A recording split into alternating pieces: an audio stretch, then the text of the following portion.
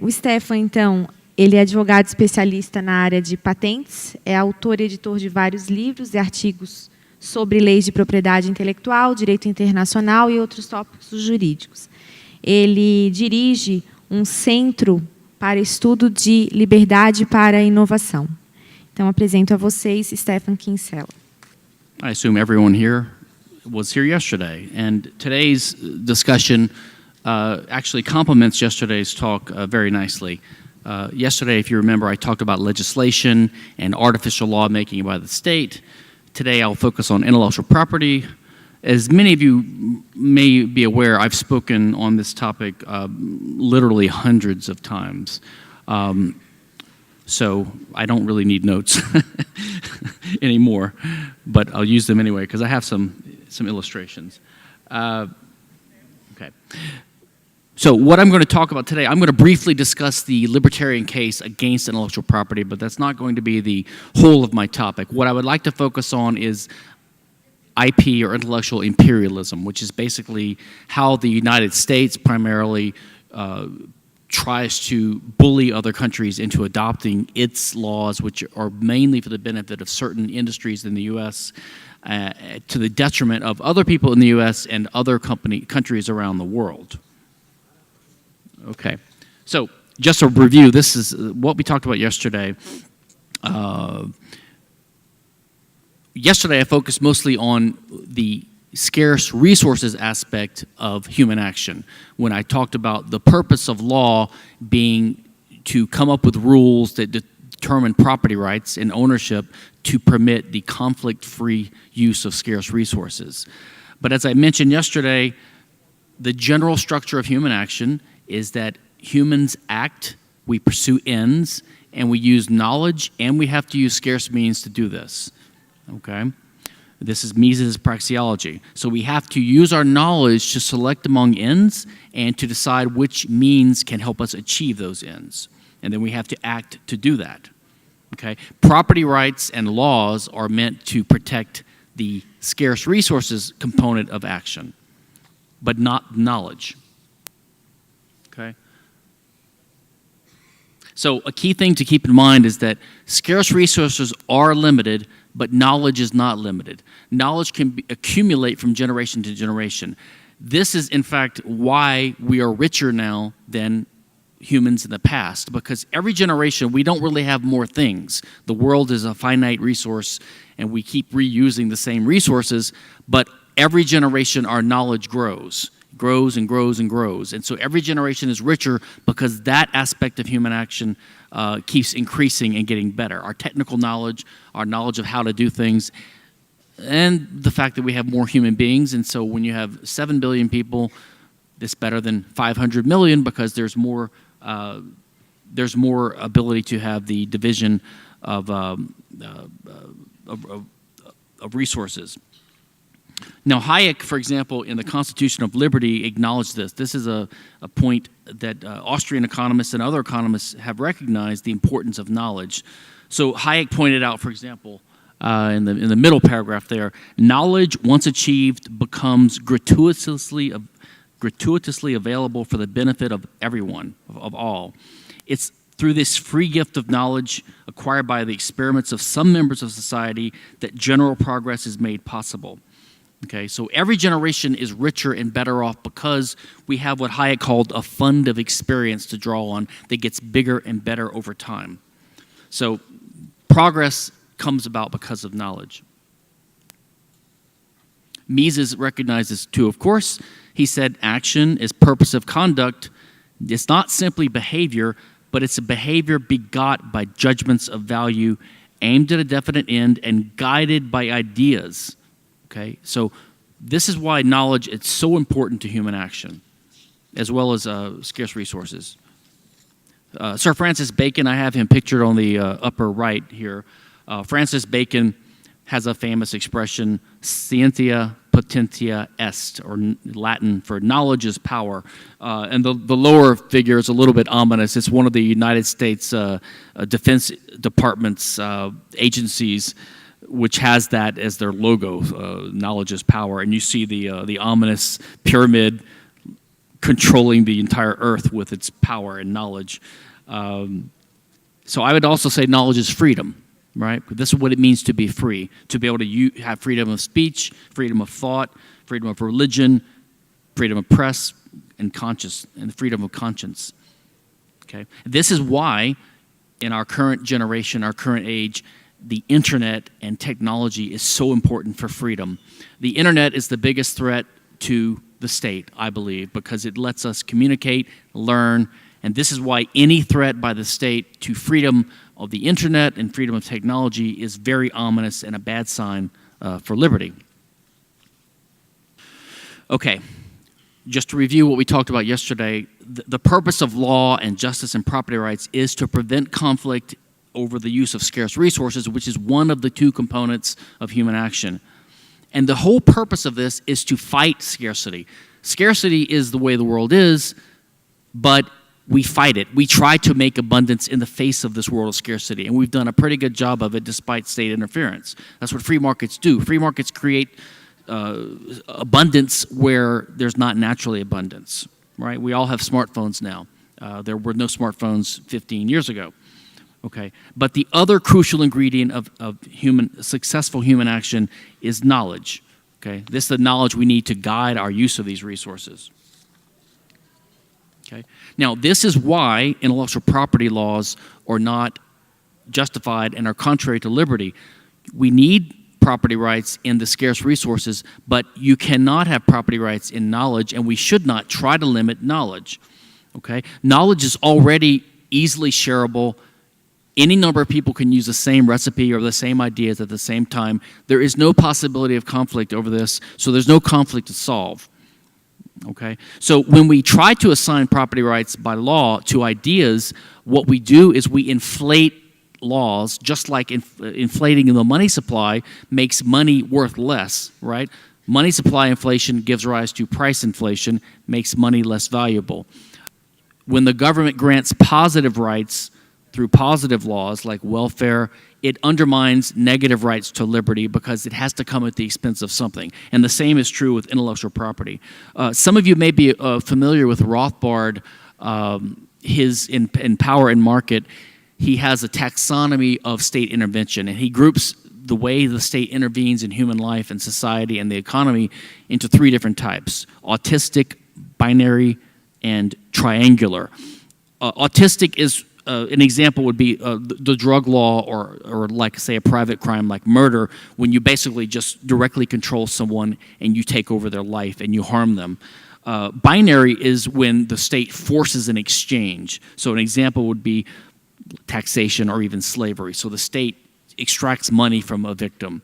And triangular is when the state forces an exchange between two citizens. So, for example, minimum wages, which prevents an employer from paying someone less than a certain price for a job, or price controls. And intellectual property would be triangular because the state is basically telling one person that he can control how another person uses his property. In the law, there's in the civil law, Brazil is a civil law country, there's something called a servitude, which is a right to use property less than full ownership. A negative servitude is not the right to use, but the right to stop the use. So, for example, if two homeowners,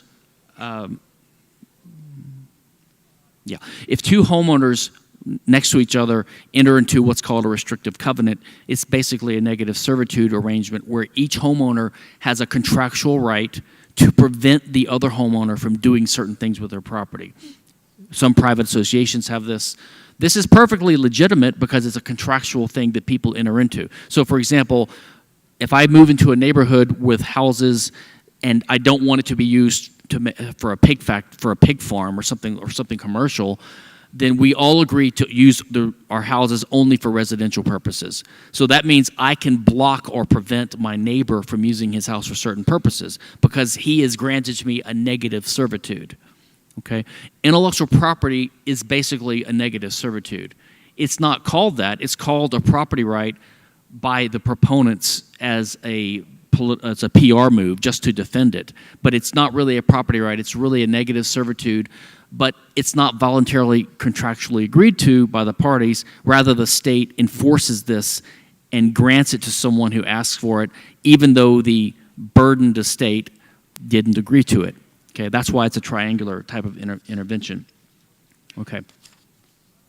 Now, so there are many people who advocate intellectual property, and they do so under the pretense that innovation is good, ideas are good, and therefore, if you're for innovation and you're for ideas, you must believe in property rights and ideas. And if you're opposed to it, as I am, you must be opposed to ideas. This is, of course, total nonsense.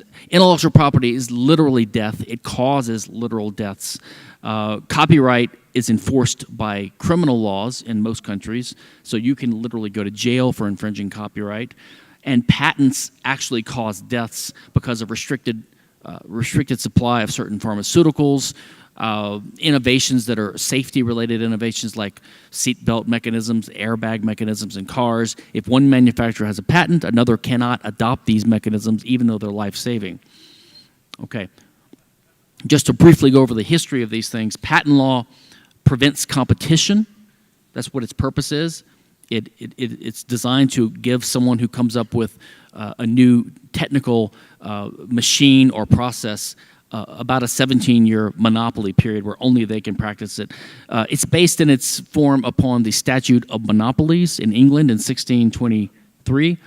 You can see there was truth in labeling in the older days. I think in the United States, we used to have the Department of War. Now it's called the Department of Defense. We're really big on euphemisms nowadays. Patents did originate in the Statute of Monopolies, so at least the government recognized that what they were granting was monopolies. Today's modern-day defenders of patents don't want to call them monopolies, and they actually get offended if you call them what they are, which is monopolies. Copyright arose with the church and the state censoring free speech and freedom of the press through monopolies and guilds, and one of the most modern forms of copyright was the Statute of Anne in 1709. Now, I have at the bottom of this slide a quote. This is just a mainstream law professor, Jerome Reichman, and he says, government adopts IP law in the belief that a privileged monopolistic domain in a free market economy promotes technological progress better than a regime of unbridled competition. So you see, there's an admission here that that's what these people are against. They're against competition. Remember, we libertarians think competition is a good thing. We're in favor of competition. So anything that restricts competition is not good. It's not a property right.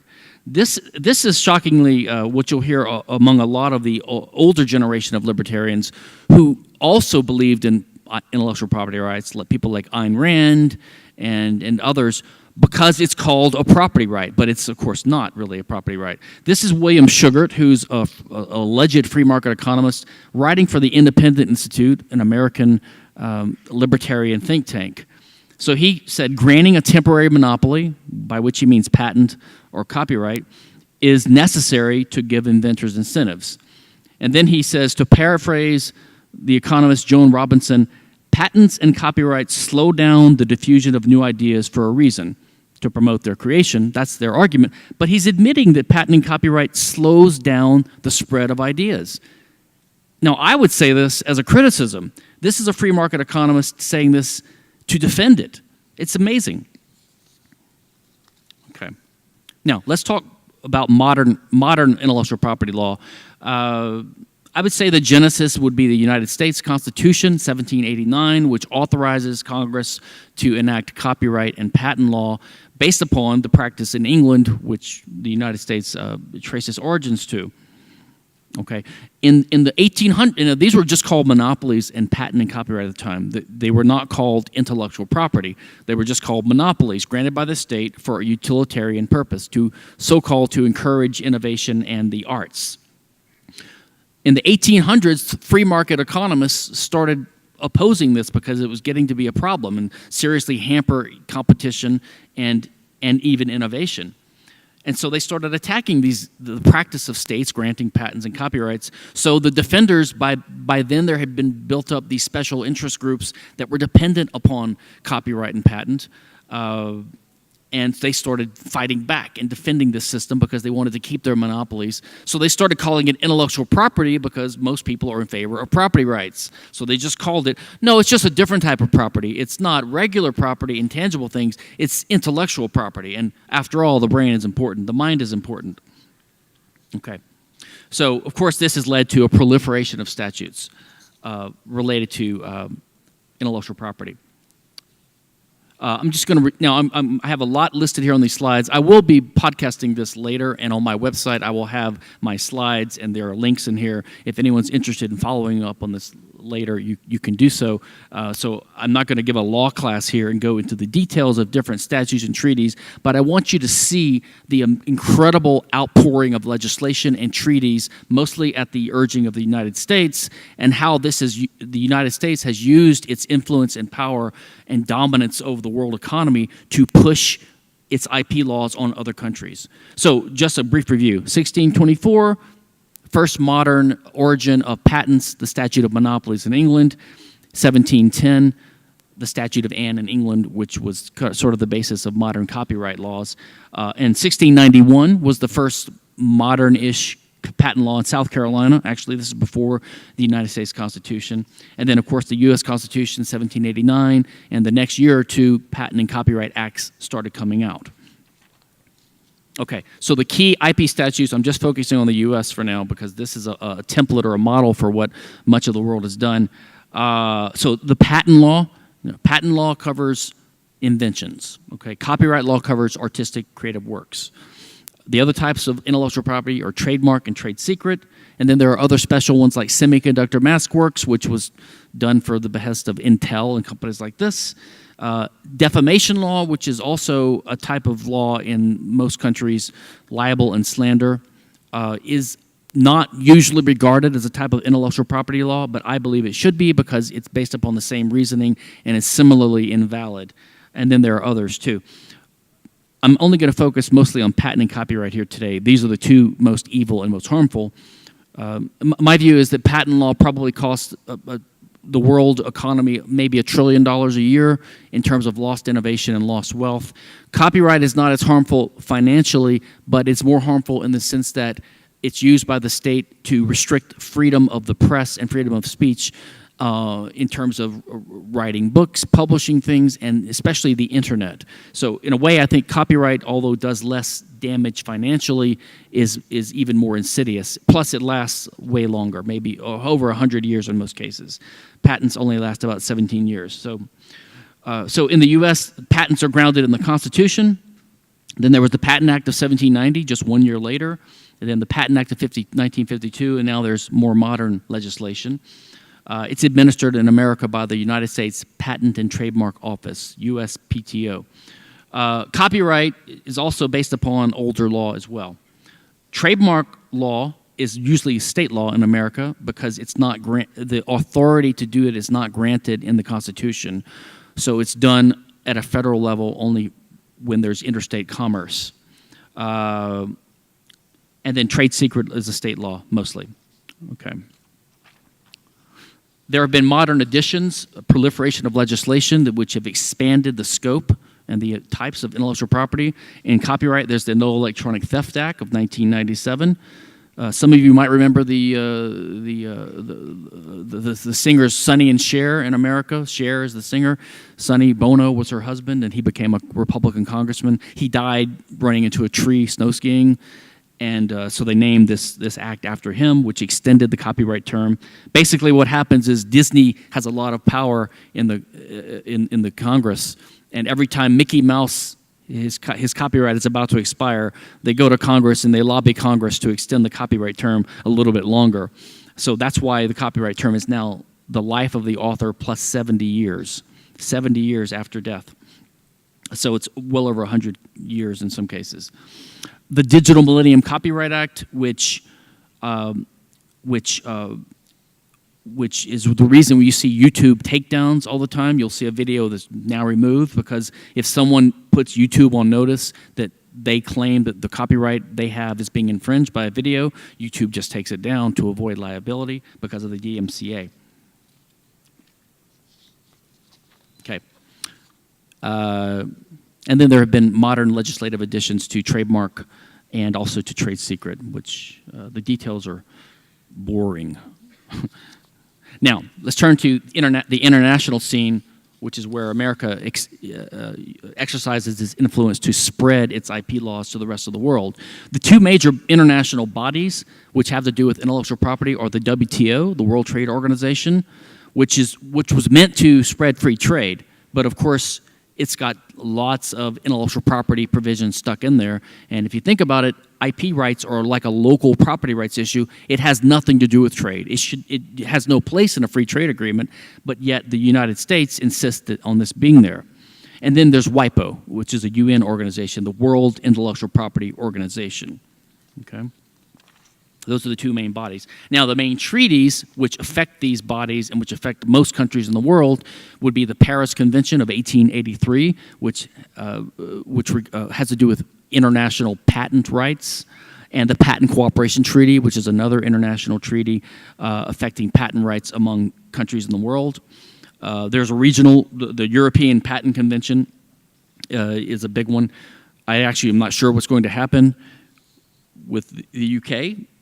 For my clients, we file a European patent quite often because it's simpler. So I think we may be, it may give me more work. So I guess I'm happy about Brexit. The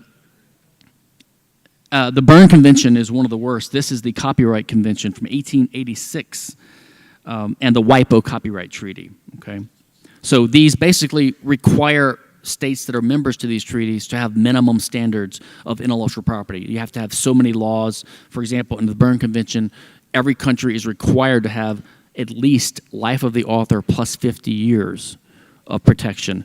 The United States is 20 years longer than that now, and as we'll get to in a minute, the United States tries to push other countries to also add 20 years to their terms, and in some cases they're succeeding. Okay. There's the Madrid Treaty is the International Trademark Agreement, and then there's GATT, the General Agreement on Tariffs and Trades, which in its 1994 Uruguay round covers intellectual property. Okay, and then there's TRIPS, the Agreement on Trade-Related Aspects of Intellectual Property. This is administered by the WTO, one of the two bodies we mentioned earlier. So you can see there is a huge web of agreements. Now, one thing the United States does, and some other Western countries too, but primarily the U.S., we negotiate one-on-one agreements, free trade agreements with other countries. These are called BITs, Bilateral Investment Treaties. In the old days, these were called FCNs, Freedom, Commerce, and Navigation Treaties. Two countries agree to get along and trade with each other. Good idea, very simple. A BIT is usually a good idea too. But of course, the United States inserts into its model BIT these intellectual property provisions. And there are over 2,500 BITs in place in the world today among different countries. The U.S. has 48 or 49 in place right now, mostly with developing countries. So we're basically doing deals with developing countries and forcing these countries to adopt U.S.-style copyright and patent laws so that Merck Pharmaceutical and Disney and Hollywood and the music industry and the software industry in the U.S. can sell goods in these countries at higher prices and to the disadvantage of the fairly poor average citizen or consumer in these developing nations. NAFTA, the North American Free Trade Agreement, which is between U.S., Canada, and Mexico, also has many IP provisions. So these things are everywhere.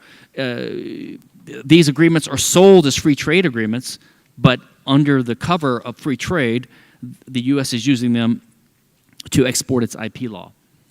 Okay, now in the U.S. and in other countries, there are some industries that are fairly safe from, they're fairly free of intellectual property, like the fashion industry. The way a shirt is designed, the way a dress is designed is not covered by intellectual property, which is why there's a successful knockoff industry. A year or two later, you'll see a similar design in the cheaper stores, and then the fashion industry is thriving and doing fine without IP. But of course, there's agitation to enact these kind of laws. There is a treaty called the Anti-Counterfeiting Trade Agreement called ACTA, which is in negotiation right now. There's one called COICA, Combating Online Infringement and Counterfeits Act, and that sort of lost favor, and now there's one called Son of COICA, which has been reintroduced. These guys never go away. Now, many of you might have heard about the Trans-Pacific Partnership, which the United States was negotiating with several Pacific Rim countries, not including China. And of course, when Trump got into office, and by the way, the whole thing was dominated by intellectual property. It would have been horrible. No, Donald Trump came into office and he killed it, thank God, but of course he did so for the wrong reasons. He killed it because he's against free trade and he's for intellectual property. The right reason to kill TPP would be because you're for free trade, but you're against intellectual property. So he had it exactly backwards. Meanwhile, a companion treaty called the Ttip, Transatlantic Trade and Investment Partnership, which is being negotiated right now between the EU and the US, is very similar to the TPP. So that's in negotiation now. I don't know how it's going to go now that the TPP was thankfully killed. This is a little chart showing the Mickey Mouse curve, because in the red on the lower left, the copyright term when the U.S. was founded was 14 years, and you could reapply one more time for another 14 years. So it was up to 28 years, and you can see that every few decades, the Congress passes a law expanding the term to its current point, to where it's now life of the author plus 70 years. And that little dashed line shows where Mickey Mouse his copyright would have expired. So, Disney's done a good job of protecting their interests in Congress. I'm going to close in a second. So I just have a few examples of some outrages or some clear examples of how the U.S. has exported its IP law to other countries. I mentioned already that we use these treaties we negotiate and our dominance in the world economy to pressure other countries to adopt U.S.-style laws. We aim them at everyone: China, Russia, India, Canada, Europe, Latin America, everywhere. No one's safe. So, for example, I mentioned earlier the Berne Convention requires countries to have life of the author plus 50 years for copyright. The U.S. has 70. So what we've done is, for example, Canada wanted to get into the TPP negotiations, so America insisted that they extend their copyright by 20 years in order to get into the TPP, which they did. Only for sound recordings, but still they did it. Mexico agreed to the ACTA, which made them extend their copyright in order to get into the TPP too. So that's just an example. And sadly, even as I mentioned earlier, the quote from William Sugart, the Independent Institute economist in favor of IP, the Fraser Institute, which is a free market think tank in Canada, of course, is urging Canada to strengthen their IP law. I mean, after all, we're in favor of property, so we have to be in favor of intellectual property, right? Russia was the biggest country not in the WTO for a long time, and America blocked their application for membership in the WTO for almost 20 years because they weren't adopting American-style intellectual property law. We have something ominously called the non-conforming countries designation. It's called the Special 301 list. And if you get put on that list, if the American government designates your country as being non-conforming, then they will use pressure and sanctions and other coercive tactics to punish these countries for not adopting U.S.-style IP law. Okay? Many Latin American countries have bowed to pressure. Colombia put through some extensions to copyright law before a visit from Obama to please him. Panama has extended their copyright law under duress from U.S.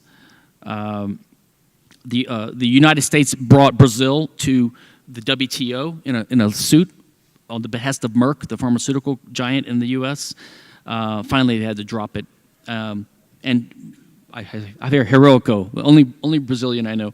Brazil broke a patent on an HIV drug because it was costing lives. So Brazil did something good there. Spain was under pressure to extend its copyright law, et cetera. And just one more example, the WikiLeaks have released a lot of this information, WikiLeaks cables. The U.S. was twisting the arms of Bosnia to get them to pay licenses to Microsoft. So this is just an example of how these big U.S. companies, under our system of crony capitalism, are in bed with the state to export laws that harm everyone, harms innovation, harms freedom of speech, freedom of conscience, distorts the culture, all for the benefit of certain special interests in the West. So I'll conclude there, but thank you very much. Bom, obrigada, Stephan. Foram muitas e muitas perguntas, mais de 50. Tentei dar uma filtrada aqui nas que se repetiram, porque muitas pessoas repetiram as mesmas questões. Uma primeira questão é: as leis de patente na Inglaterra não teriam sido um fator para o surgimento da Revolução Industrial? Test. Okay. So, I think what happened... Oh, yeah. I think cause and effect are reversed in this case. The Industrial Revolution happened for other factors, and because technology started becoming more and more important, certain special interest groups relied upon the patent law to stop competition. So there is no evidence, not even empirical evidence, that patent law stimulates or causes innovation. It really just slows down innovation. In almost every case you can think of an important innovation, the innovation comes about because its time has come, because previous innovations have gotten to the point where the next innovation can happen. In most famous cases, the airplane, the light bulb, radio, the telegraph, all these innovations, there were many inventors in many countries all coming to similar ideas at the same time. And then it became a race to the patent office to see who would get the patent first. So even without the patent, obviously many people would have been working on inventing and solving the same problem anyway. So no, I think patents only slow down and distort the industry. For example, the United States was one of the first with the airplane, but because of the patent, competition was slowed down so much that when World War I started, the United States airplane industry was way behind in Europe, and we had to catch up. So the patent the Wright brothers had on the airplane slowed down the American aeronautics industry for maybe 20, 30 years. Sem a existência de patentes, qual o incentivo, aí já emendo em outras perguntas que falaram de custo de oportunidade, qual o incentivo, o custo de oportunidade, e qual seria o custo de oportunidade para pequenas empresas desenvolverem tecnologias, uma vez que grandes empresas poderiam se apropriar dessa tecnologia e liderar, tomar todo o mercado? We need to think as like libertarians sometimes. We need to think in terms of property rights and justice and principle. The purpose of law is not to encourage innovation. The purpose of law is not to make sure there's enough innovation. There will always be some level of artistic creation and innovation in any society. The idea that we don't have enough is basically a market failure argument, right? So the state says, without the state, there will only be this much innovation. We think there should be this much innovation. So we're going to pass a law to get us closer to this optimum ideal. This is, of course, nonsense. It's a general theoretical matter.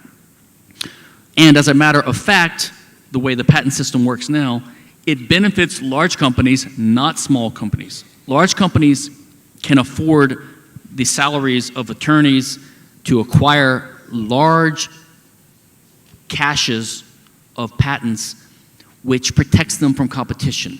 So Microsoft and Google and Apple and Samsung, these companies have thousands of patents related, let's say, to smartphones and related technology, and they might sue each other every now and then, but because they each have a large arsenal of patents, they come to a settlement, and one pays the other some royalty, they pass the cost down to the consumer, which is you and me, we pay more for our phones, and they don't have to innovate as much because they have basically a cartel now.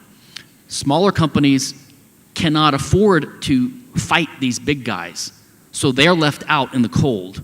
So patents actually benefit large companies like a lot of government and company collusion does, right? The minimum wage law, all these regulations harm the smaller companies more than the larger companies. The basic answer to the question is the incentive is to make a profit. There is no reason a company can't innovate and come up with a good product and then sell it. Now, as Austrians, we should recognize and remember that profit is, in a sense, an unnatural phenomenon, and it's always temporary. Every time you make a profit, it's because you see some opportunity to solve in the free market, and you do it, and you satisfy consumers, but then what's that going to do? Send a signal to other possible competitors that there's a possible profit opportunity. And then they will come in and compete with you, and your profit margin will get lower and lower because of competition, which is a good thing. And then we have to come up with the next innovation and the next innovation. So the reason for innovation is to come up with a way to make a profit temporarily until competitors catch up with you, and then you move on. This is why we have scientific and technological progress. Num mundo sem propriedade intelectual, quem faria investimentos milionários em pesquisa, sabendo que poderiam ser copiados no dia seguinte? Yes, so this is usually the argument given in the pharmaceutical or the drug patents case. I can't answer in too much detail here, but I would refer anyone interested in this to read Chapter 9 of Michele Boldrin and David Levine's book, Against Intellectual Monopoly. They go into the pharmaceutical case in empirical detail. First, we have to recognize that, like, let's say the United States, that we have severe government regulations. The FDA, the Food and Drug Administration, has severe regulations on companies that impose enormous costs to develop a new drug. It also requires companies to reveal publicly the ingredients of their drugs during this process. So the process may take 5 or 10 years. By the time they are approved to release a new drug, and they have spent so much money on the process in the first place, and their ideas are made public because the government forces them to, other people could easily compete with them because of that, because they've had 10 years to get ready, and they can see the ingredients of the drug. So the government harms these pharmaceutical companies with one system, the FDA, and then these companies say it's hard to compete now because we don't have a first to the market advantage anymore. So we need you to protect us. So the government says, okay, we'll give you a patent. So if you want to get rid of the so-called necessity of patents, get rid of the FDA system too. That would reduce the costs on companies. If the government wasn't around to impose taxes and regulations on companies, they would be what, 2, 3, 5, 8 times richer? They would have a lot of money left over to innovate. Many of you have probably seen the phenomena. You go to a drugstore and you can buy, Tylenol, which is a type of pain reliever. It's maybe $5 for a bottle. Right next to it, there's the generic brand of acetaminophen for $2. Yet they both still sell. Some people will pay twice as much for the brand name because they trust the reputation, or it's just easier or whatever. It is possible to make a profit because you have a reputation and because you're first to market.